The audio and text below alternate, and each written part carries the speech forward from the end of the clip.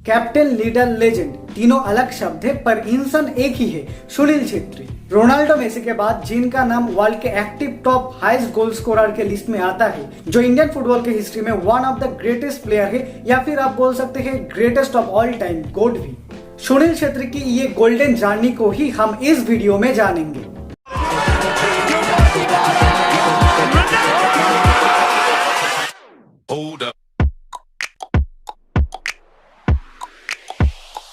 सुनील छेत्री का जन्म 3 अगस्त 1984 में सिकंदराबाद में हुआ था।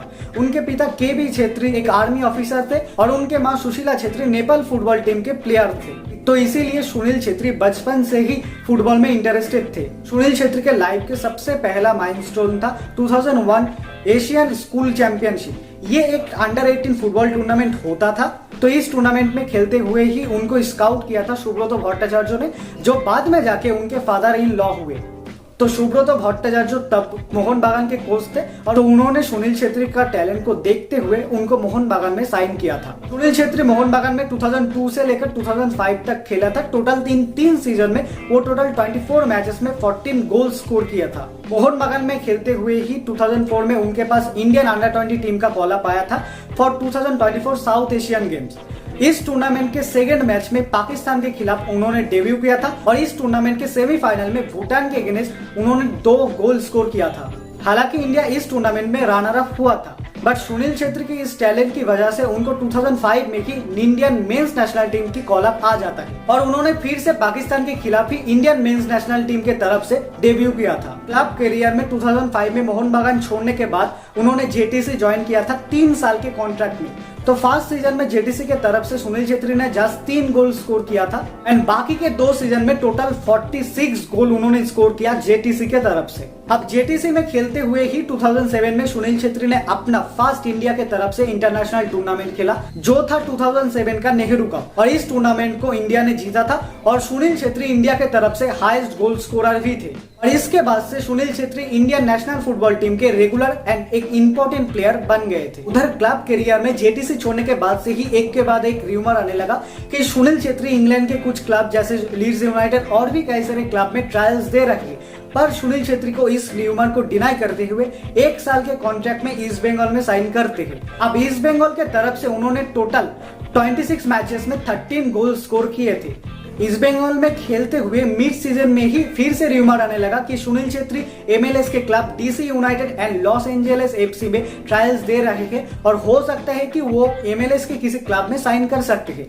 पर इस बार रूमर सही निकला, बट वो एमएलएस नहीं, इंग्लैंड के क्लब कॉन्वेंट्री सिटी में वो ट्रायल्स दे रहे थे, बट वो सिलेक्ट नहीं हुए थे। देन वो बाकी के सीजन ईस्ट बंगाल के तरफ से ही खेलते हैं। ईस्ट बंगाल में एक सीजन कंप्लीट करने के बाद सुनील छेत्री 2009 में 2 ईयर के कॉन्ट्रैक्ट में डेम्पो एफसी ज्वाइन करते हैं। डेम्पो में खेलते हुए सुनील छेत्री एक के बाद एक अब्रॉड में ट्रायल्स देने लगे और इस बार इंग्लैंड के तब 2nd डिवीजन के क्लब क्वींस पार्क रेंजर्स में वो सिलेक्ट होते हैं। बट इंग्लैंड फुटबॉल एसोसिएशन की एक रूल्स है कि अगर कोई भी कंट्री का फीफा रैंकिंग 70 से ऊपर होगा तो उस कंट्री का प्लेयर इंग्लैंड के किसी भी लीग में खेल नहीं सकता, और इस रूल के वजह से ही Sunil Chhetri Queens Park Rangers में साइन नहीं कर पाए।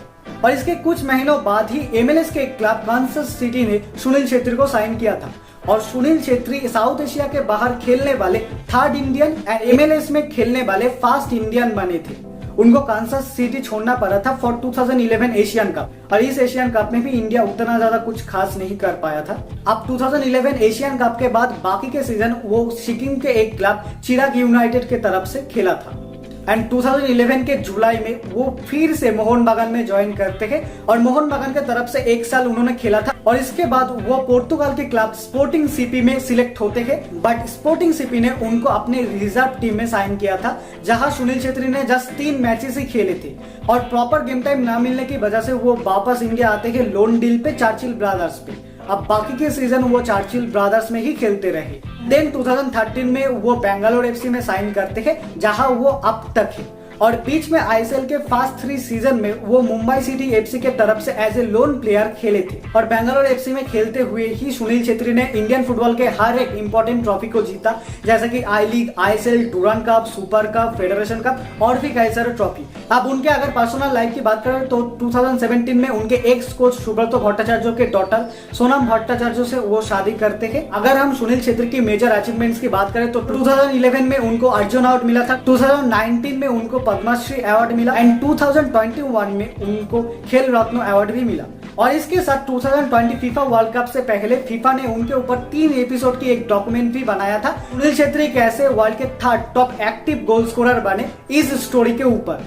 तो उनके लाइफ के कुछ मेजर रिकॉर्ड्स की बात करें तो first Indian to play in 3 AFC Asian cup में highest Indian goal scorer, ISL में highest Indian goal scorer, I league में highest Indian goal scorer, ISL में एज ए इंडियन सबसे ज्यादा hat-trick, as a Indian footballer सबसे ज्यादा AIFF player of the award जीतना 7 बार, India के तरफ से सैफ चैंपियनशिप में सबसे ज्यादा गोल स्कोर करना, एक के बाद एक रिकॉर्ड उनके नाम है। और सुनील छेत्री ने जो लेगेसी क्रिएट किया है वो किसी वीडियो में बोलकर या फिर किसी आर्टिकल में लिखकर खत्म नहीं किया जा सकता है और इस ग्रेट स्पोर्ट्स आइकन के लिए एक सैल्यूट तो बनता है। अगर वीडियो आपको पसंद आया हो तो जरूर लाइक कीजिएगा and make sure that you subscribe our channel. मिलते हैं आपसे नेक्स्ट वीडियो में।